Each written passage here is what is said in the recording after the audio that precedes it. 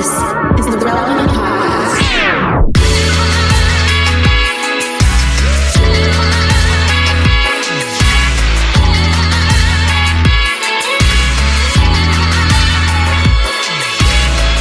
It's episode 1010, 1010.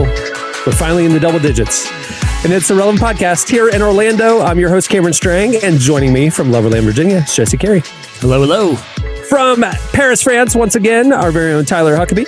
Bonjour, everybody. And from Austin, Texas, author, speaker, podcaster, Jamie Ivey. Hey, guys. I didn't say this on the last episode, but Derek is out all week this week because he and his lovely wife are celebrating their anniversary with a week-long trip to the mountains. So very happy for them.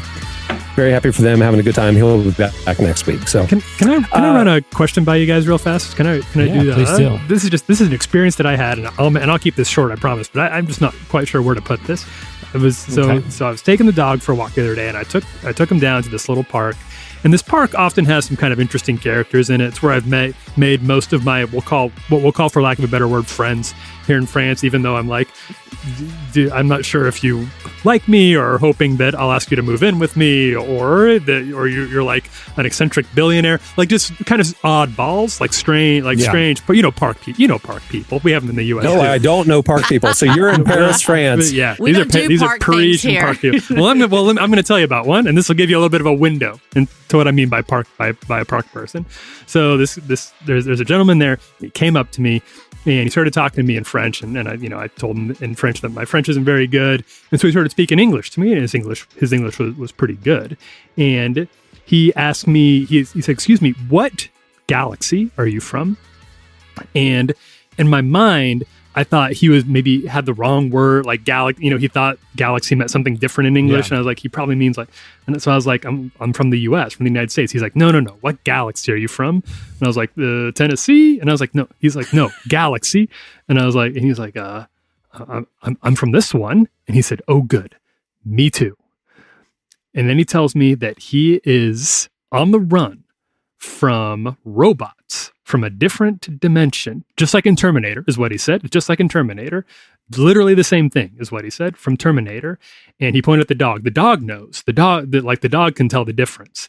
And then he said, and I need you to know. First, I need to know if you're real. He said, can I touch you and smell you? And I said, how about I just shake your hand? So he said, okay. So he shook my hand, and that seemed to reassure Is he him. Talking English, or have you? This is all in English. Good. So what he's saying doesn't make a lot of sense, but he's the one who speaks two languages. So what do I know? He wanted to smell you. So you're telling me this person seems to be losing grips with, kind of reality, and he wanted to smell you. Yeah. My question is this. What was President Biden doing in a Parisian park that afternoon?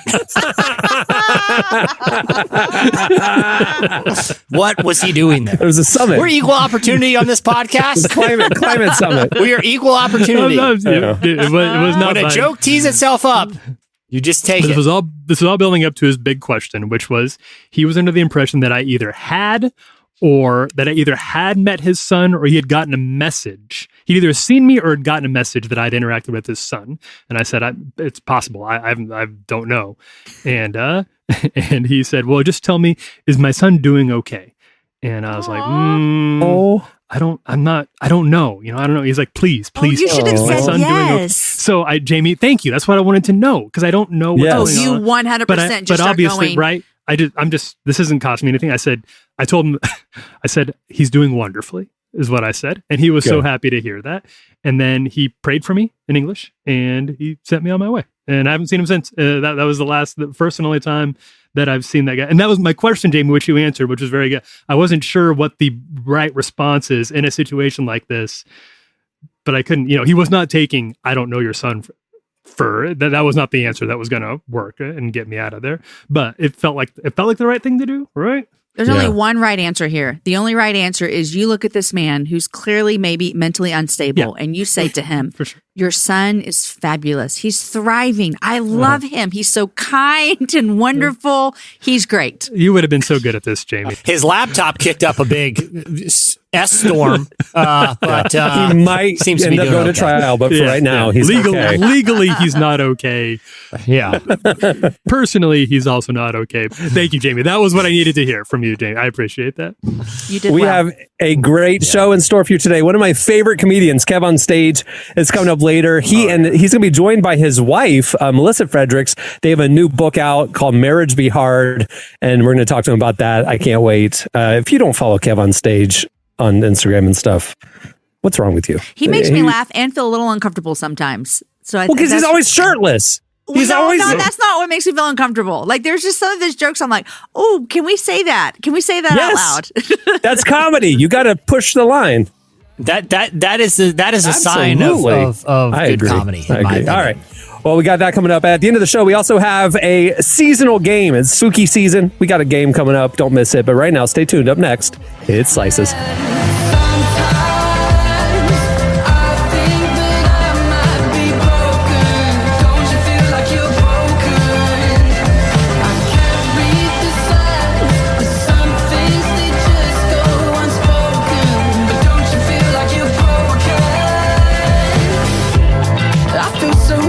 I'm not energetic.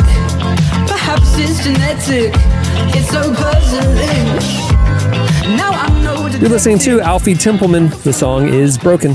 Today's podcast is brought to you in part by Mercy Ships. Globally, 5 billion people lack access to surgical care. In sub-Saharan Africa, there's only one surgeon for every 200,000 people.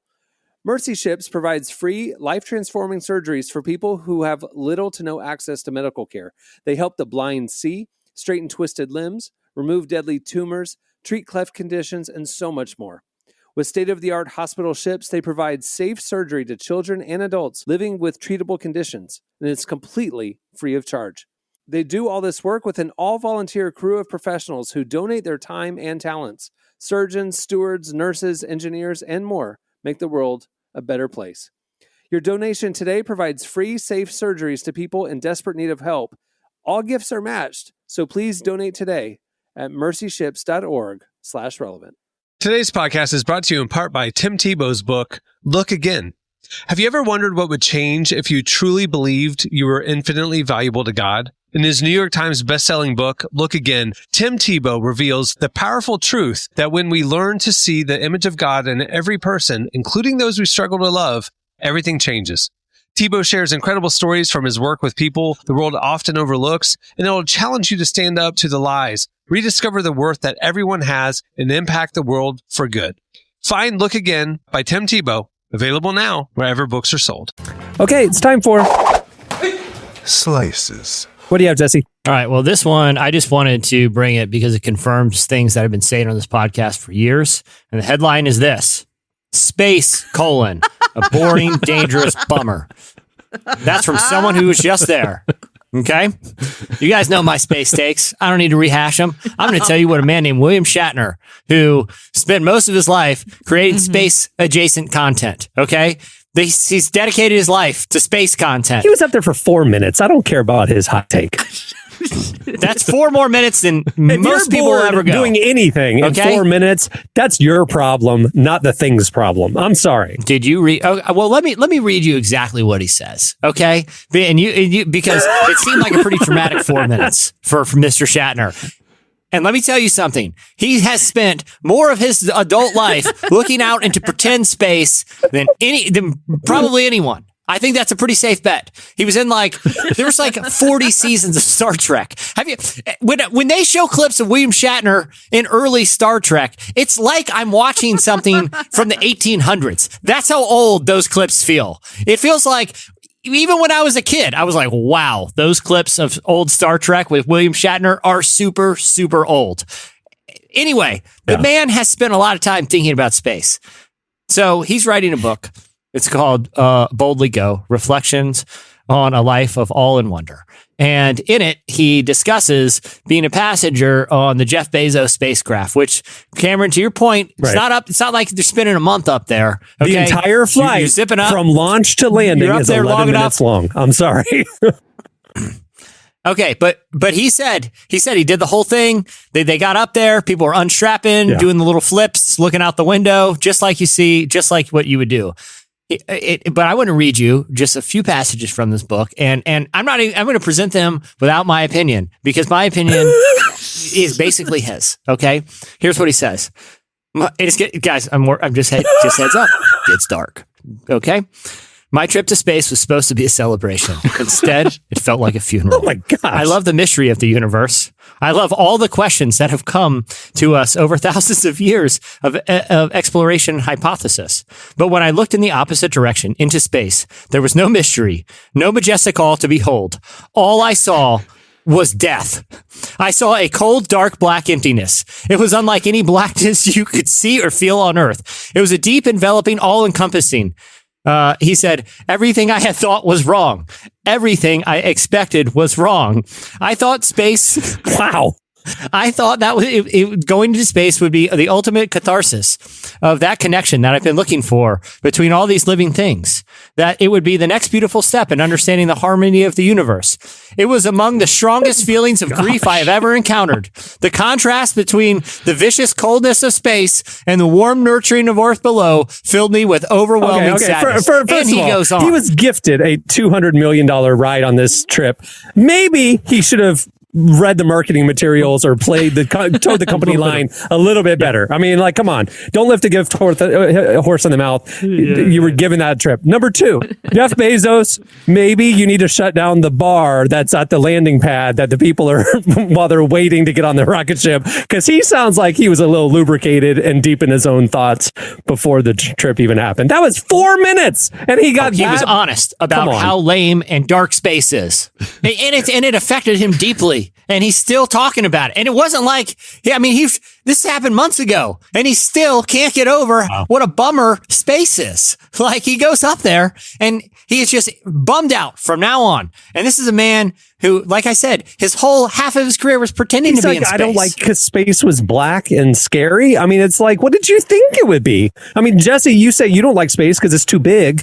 I mean, what is it? What did he think would be happening? There'd be comets flying all over the place. And it'd be like he's riding Space Mountain or something. I mean, it's like, come on, man. This confirms too much space up there. I think if I go to space, though, I do want to see something besides just darkness, because I could close my eyes and see that. You know, like I could close my eyes and imagine I'm up in space. So I think maybe the expectations were a little bit more like he thought he was going to be in Star Trek again. That's the thing. He has spent most of his life, to your point, Jesse, interacting with distant civilizations and new worlds and spaceships and warp drive and aliens. If that is what you think you're going to encounter, which William Shatner might, he based on all of his time up there, maybe the bar was just a little too high. Maybe real life just couldn't measure up to the many wonderful seasons of television that he gave us with Star Trek.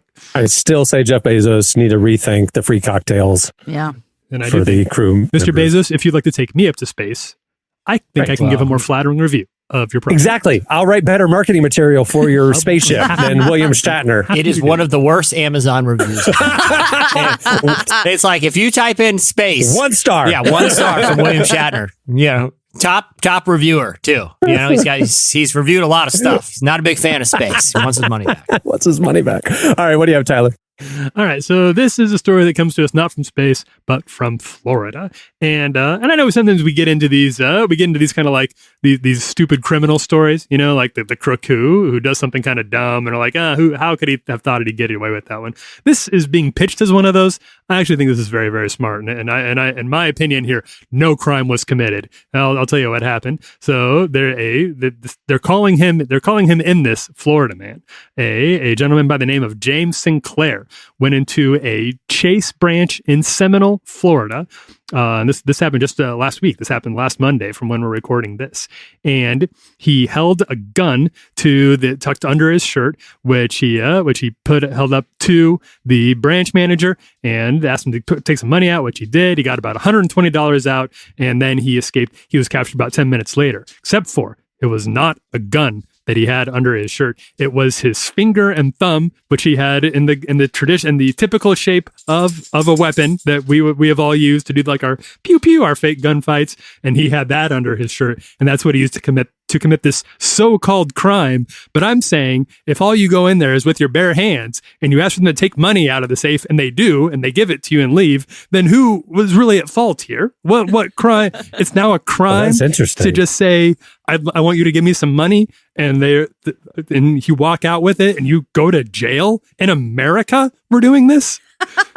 That's interesting. You might have a good case there, Tyler. I want to take his case up. But I'm also wondering if you misspoke or if it's really true that he only got $120. That's actually what it said. That's a crime in and of itself, that he went through all that trouble and he got out of there with, he can't even get Netflix for a year or something. He didn't even push his luck. Maybe he was trying to just make a withdrawal and forgot his ATM card and had to go talk to the bank manager.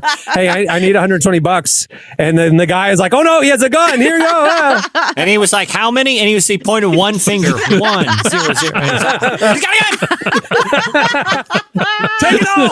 And then the police are running after him. He doesn't know what's going on. He's like, what did I do? I got 100. I got my $120. Just go to the grocery store. What do you want? I need $120. Just one you sec. go into, I don't know the circumstance. How jumpy is this bank branch that a man comes in with his finger pointed? Like, just take whatever. I don't know. I have $120 in my wallet. Here, just get out. He's reaching into his pocket to find his ATM card. And it's like, oh no, I don't have it. Yeah. And the guy thinks he's holding a gun in his pocket, hands him all the money. He's just, what's your PIN number, sir? Well, it's 2. And bang, get him! Call 911! Yeah. He just goes, yeah. He was on the phone and he went, and he held one finger up to his mouth and like, he's got a gun! And he started throwing cash at him. He just casually walks out because who robs a bank and wants $120? Yeah. I'm just trying to make a withdrawal. Got my money. I'm walking He out. was pushing the glasses up the bridge of his nose with one finger.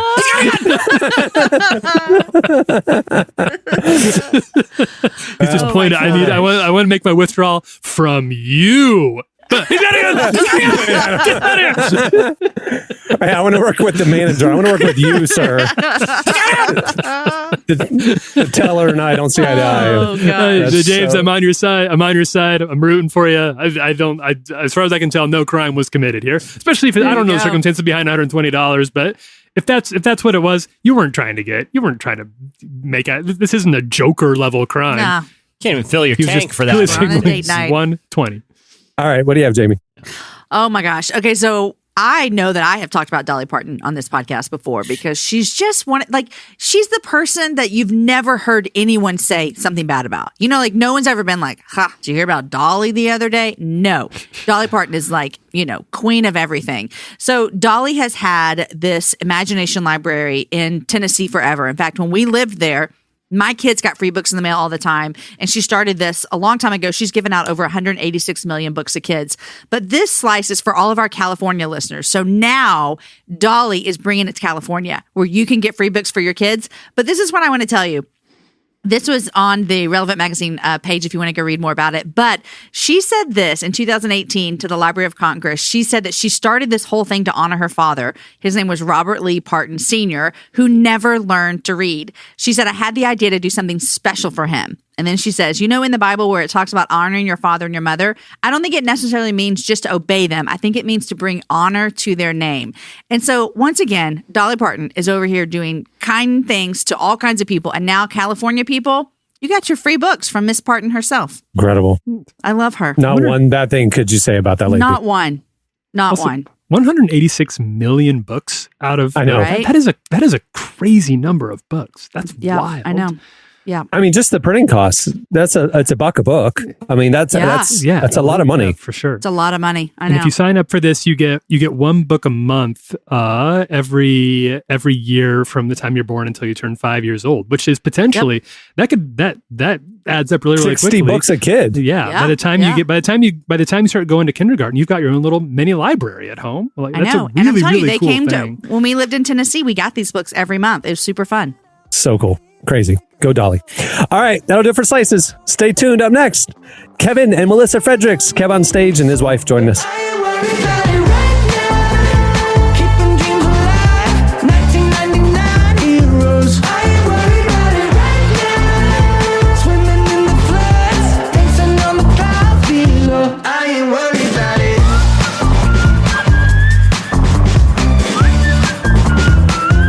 I ain't worried about it.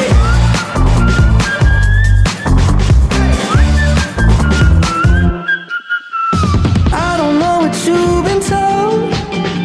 But time is running out, so spend it like it's gold. You're listening to One Republic. The song is I Ain't Worried.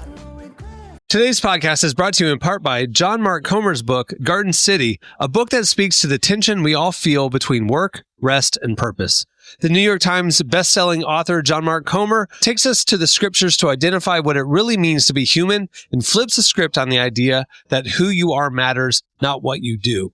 He shows that God created us for meaningful work and meaningful rest. Both matter. This book helps you ask and answer the big questions. Does God care where I work? Is there a direction for my life? So you can discern God's heart for your calling, your rhythms, and the way His Spirit wants to shape every part of your life. If you're longing for purpose and a more grounded way to live, check out the new hardcover edition of Garden City wherever books are sold. Well, today's show is brought to you in part by the new book, God, the Science, the Evidence. We talk a lot about faith, but how often do we talk about science in the same breath? You might be surprised to discover just how deeply the two actually agree. For centuries, science has been used to dismiss the idea of God, but today an intellectual revolution is underway. Modern discoveries in physics, cosmology, and biology are consistently revealing the same truth: creation isn't an accident. That profound reversal is what engineers Michel-Yves Bolloré and Olivier Bonassi investigate in their international bestseller, God, the Science, the Evidence. This book is a rigorous, evidence-based critique of materialism, inviting you to explore over a dozen scientific, philosophical, and historical domains. It shows that what was once seemed impossible, that science could point to a creator, is now supported by a vast and convergent body of evidence. With over 400,000 copies sold in Europe, this book is sparking a global debate. It's thoughtful, fascinating, and a powerful reminder that reason itself affirms the existence of God. Learn more and find out where you can purchase your copy today by visiting godthesciencetheevidence.com. Today's podcast is brought to you in part by Erwin McManus's book, The Barbarian Way. Some books don't just inspire you, they confront you. The Barbarian Way, now celebrating its 20th anniversary, is one of those books. If you felt the pull of God towards something deeper and wilder than the safe, predictable version of faith that we settle for, McManus reminds us that following Jesus was never meant to be tame. It's meant to awaken courage, passion, and purpose God placed inside us. He draws from the wild stories of Abel, Noah, Moses, Rahab, and others to remind us that following God wasn't meant to be tame. Safe faith isn't working. Step into the story God is writing for you. Choose passion, choose boldness, choose the Barbarian Way. Available now wherever books are sold. Our guest today is KevOnStage, Kevin Fredericks, and his wife, Melissa Fredericks. The hilarious husband and wife duo recently teamed up to write a book about their marriage. In Marriage Be Hard, KevOnStage and Mrs. KevOnStage share how they use humor and grace to navigate the ups and downs of marriage. They sat down with our very own downtown Emily Brown to share some marital wisdom and hilarious truth about their marriage. Here's our conversation with the Fredericks, KevOnStage, and Melissa Fredericks.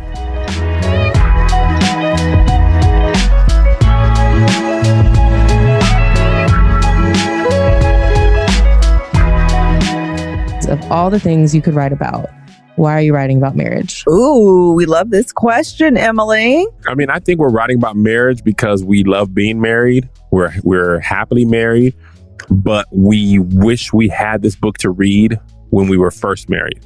When we were first married, we felt like everybody else was not struggling like we were. We're struggling. We're talking to people at our church. Hey, man, I was there. Oh, wow, marriage is great. It's perfect. Kiss each other in the mouth every day. And we're like, man, this is crazy because me and Melissa going through a thing or two. And then lo and behold, 4 or 5 years later, a lot of these same people are getting divorced. And there was no signs. It was just, it's perfect. And now we're divorced. Like, how y'all, what happened to all? It was perfect. And reconcilable differences, I mean, you done try to work it out. You couldn't. So we feel like we wanted people to have a realistic and authentic look at what it takes to make a marriage that seems like its goals actually work. You know, if I can throw in one more analogy, it's like we had all the ingredients for a cake and access to an oven, but know how many eggs of these 12, how much salt, how much sugar, how long should you bake it? What do you do? How much butter? And we wanted to write that recipe so people could see how to make things work, see themselves in a marriage. Sometimes a great step forward in your marriage is just seeing that you're not alone. Somebody else has felt this way. Somebody else has the same dynamic, and they've worked through it. So those are the reasons that we wanted to write the book.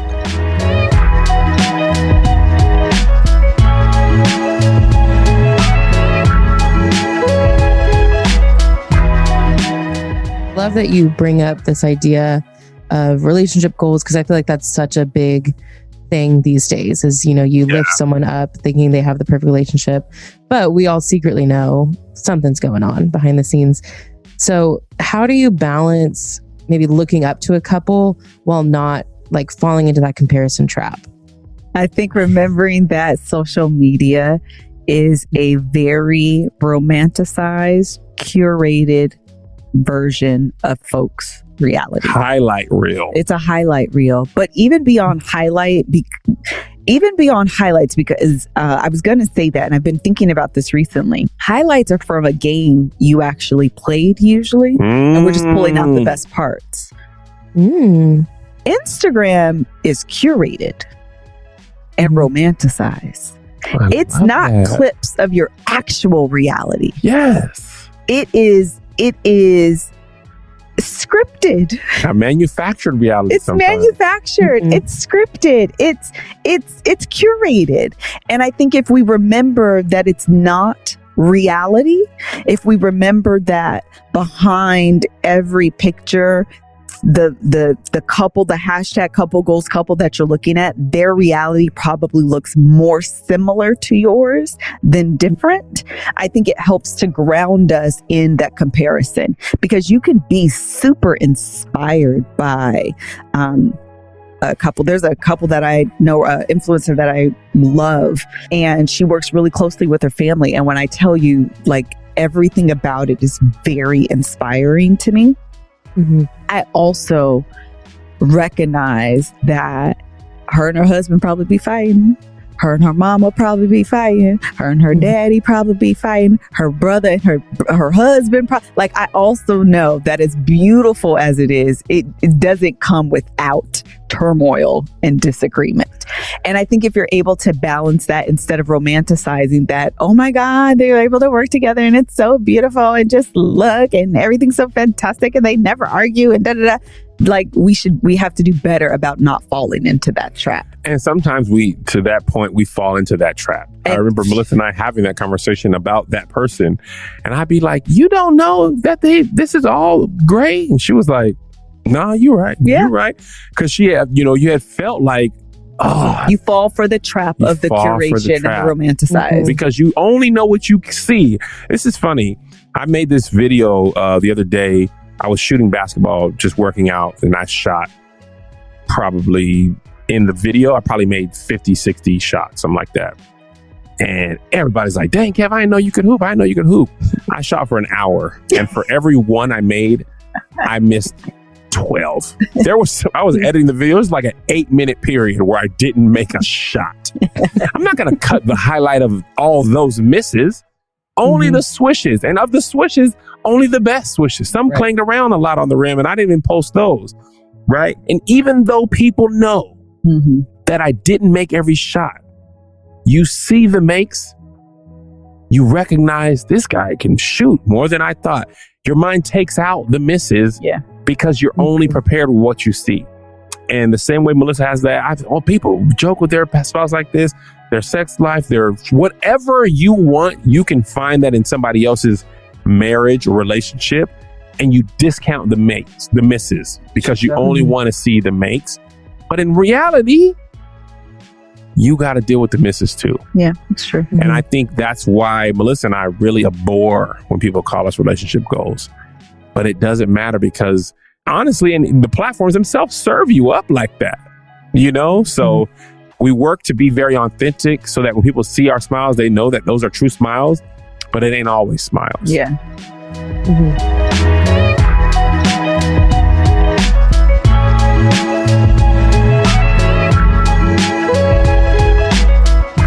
You mentioned that you guys were in therapy. If you're comfortable, I'd love to hear more about that, because I think that the idea of couples therapy, I think a lot of people have this like stigma around it. But, what impact did it play in y'all's marriage?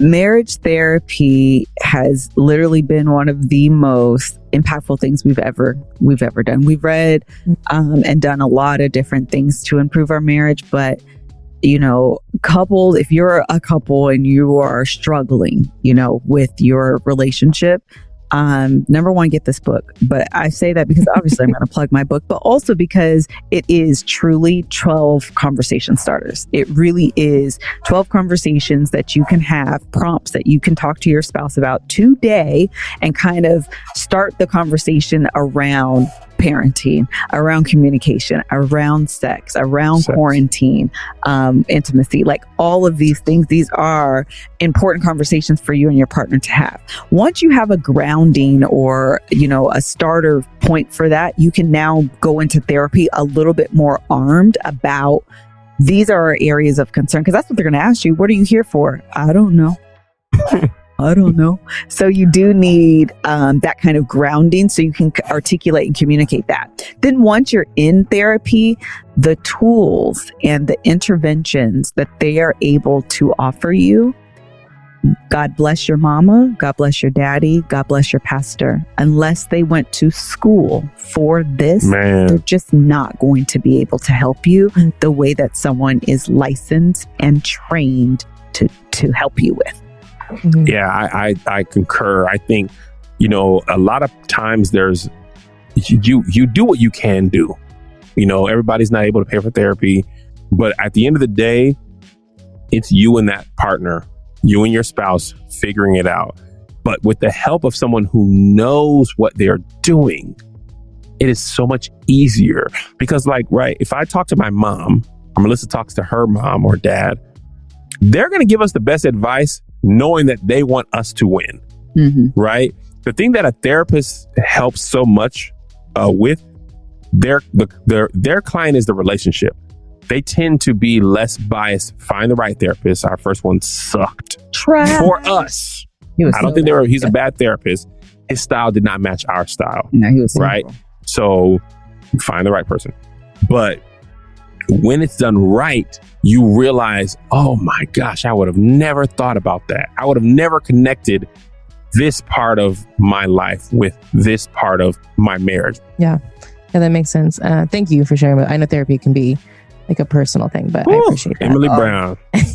When I tell you someday, I'm going to tell you what scares me most about therapy. It's not when we have a present issue to talk about. Those I'm like, I'm finna tell on her or I know I'm finna get in trouble.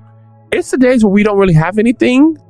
That's when you really like, all right, now it could be anything. Next thing you know, how's things going? It's perfect. And then 2 seconds later, when I was 6, he dropped my popsicle and I never got another one. And I wanted the ice cream. And that's why as a man, I eat my wife's ice cream. And she thought she was saving. Like it'd be anything could happen on the days the topic is not very clear. That's hilarious. But although it's ugly and stressful and vulnerable, it is very impactful. And I think the best part of it is early in our therapy journey, we used to have to basically wait till the next session to deal with some stuff. We literally put our feelings on ice. Monday night at 6, we'll see you back for Therapy Raw, only in our garage. But then as we got through it better, some of the tools that we learned in there, we could handle the issues happening in real time. And, some of the stuff we picked up, like the narrative I'm telling myself is this. That's actually from Brene Brown, I believe. Yeah. Right? It is. But some of the tools we picked up in therapy, I'd see her reaction. Hey, how are you feeling? I'm feeling like this. Is this correct or incorrect? And we would be able to work through our issues. And then we're going to therapy, telling our therapist what we worked through, as opposed to having to work through it in the actual session. Right. So it's very, very, very valuable. It's it's responsible for this version of our marriage.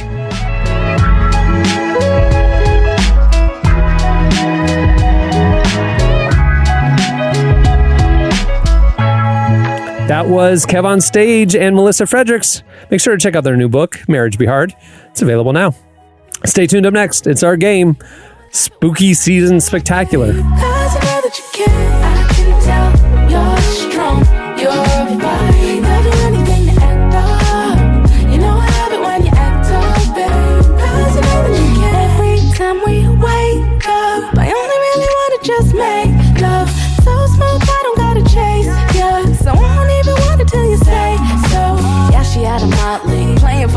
action. Something out of hoop dreams and flooded out your new ring, yeah. And everybody saying that I act different since I got you. Now I brag different. How did you care?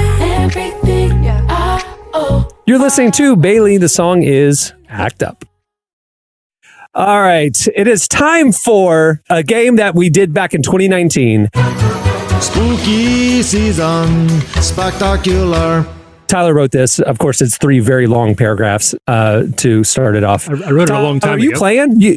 I can. Oh, that's true. So I this don't remember might be any new of to these. you. I do not remember. Yeah. Wait, did you write it or is this a Jesse? If it was back in 2019. I think I wrote it.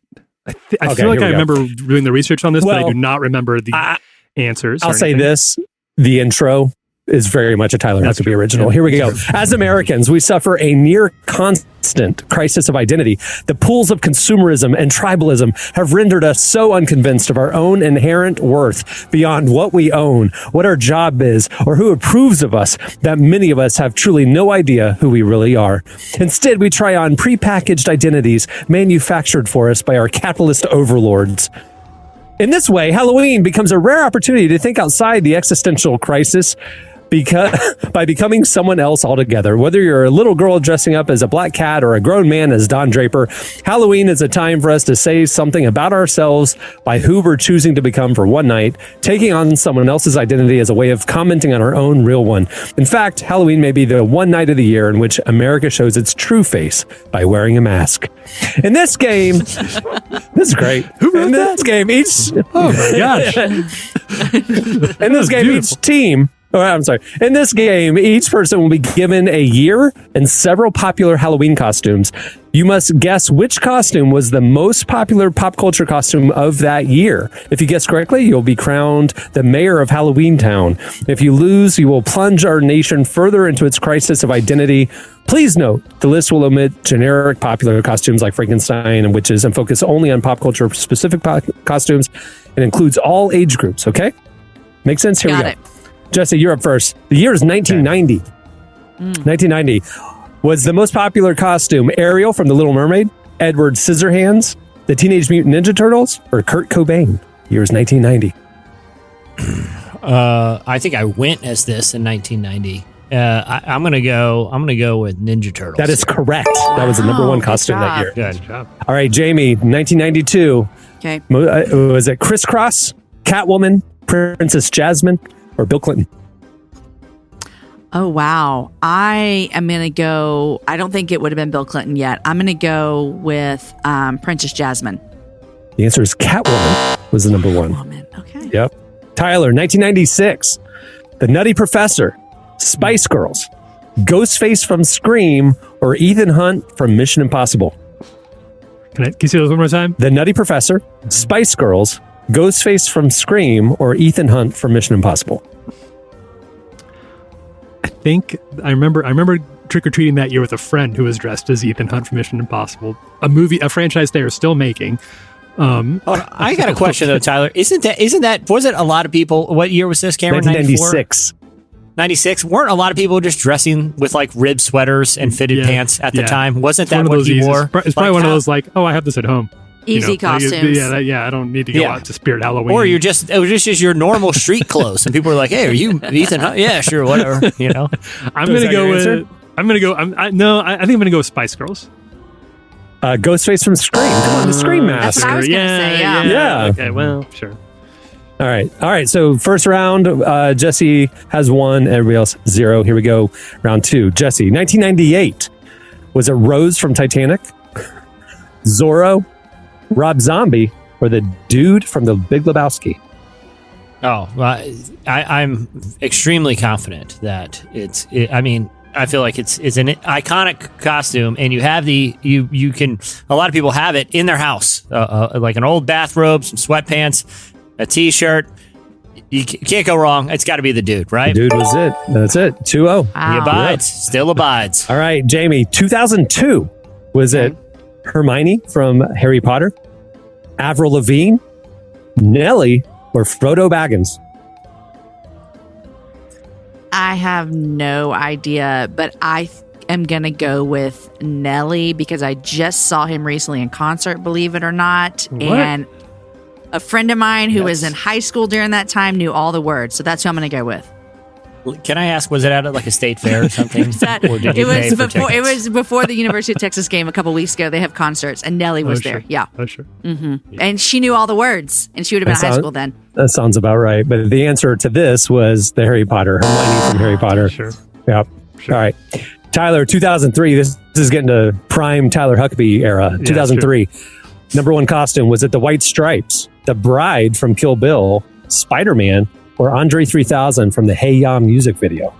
Ooh, all good costumes. I think any one of those would have been a big hit. I am going to say, I think I'm going to go with I'm going to go Spider-Man.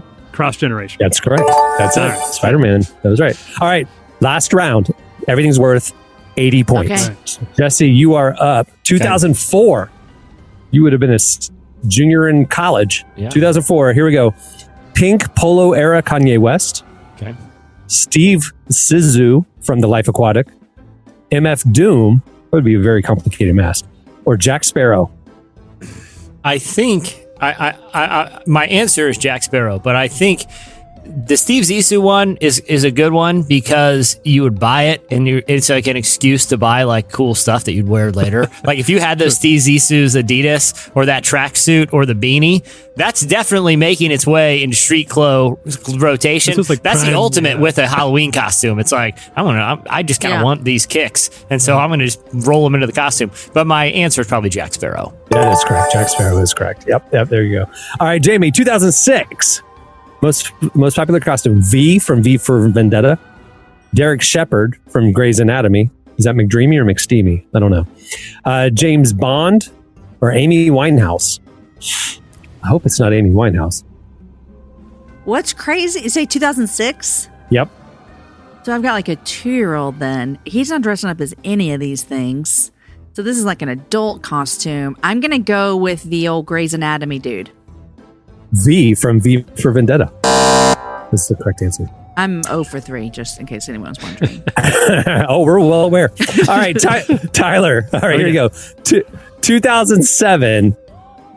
Wait, I see you in the document. I see your name in this shared Google Doc. You are literally cheating right now. It's open. I'm not looking at it. Sorry. I Okay. opened it to send it over, but I'm not.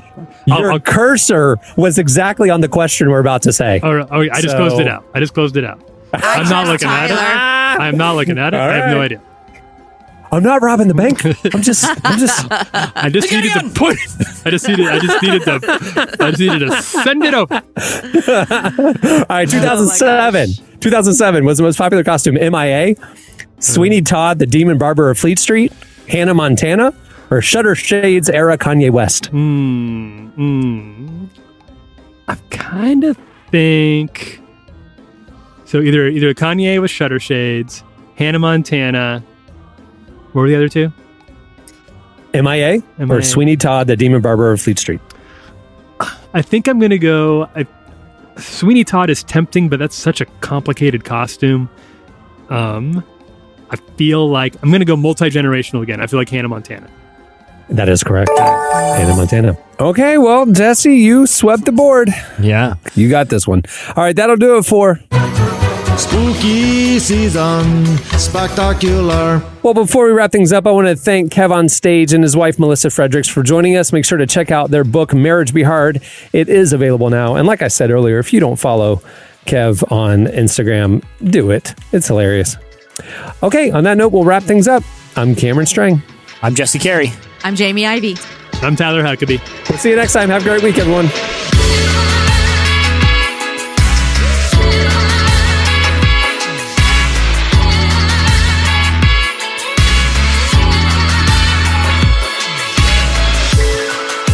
Thanks for listening to the Relevant Podcast. Check out our features, interviews, and news updates every day at relevantmagazine.com. And make sure to follow Relevant on Facebook, Twitter, and Instagram for the latest. For more great podcasts, browse the shows on the Relevant Podcast Network, which you can find at our site. And while you're there, don't miss the all-new era of Relevant Magazine. A new issue releases every other month at relevantmagazine.com.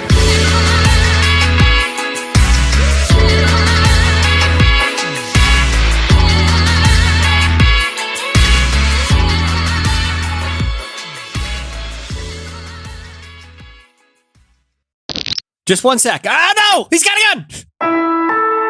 Relevant Podcast Network. Time is precious, and so are our pets. So time with our pets is extra precious. That's why we started Dutch. Dutch provides 24/7 access to licensed vets with unlimited virtual visits and follow-ups for up to 5 pets. You can message a vet at any time and schedule a video visit the same day. Our vets can even prescribe medication for many ailments, and shipping is always free. With Dutch, you'll get more time with your pets and year-round peace of mind when it comes to their vet care. Go to Dutch.com to get vet care that is always there for just $92 a year.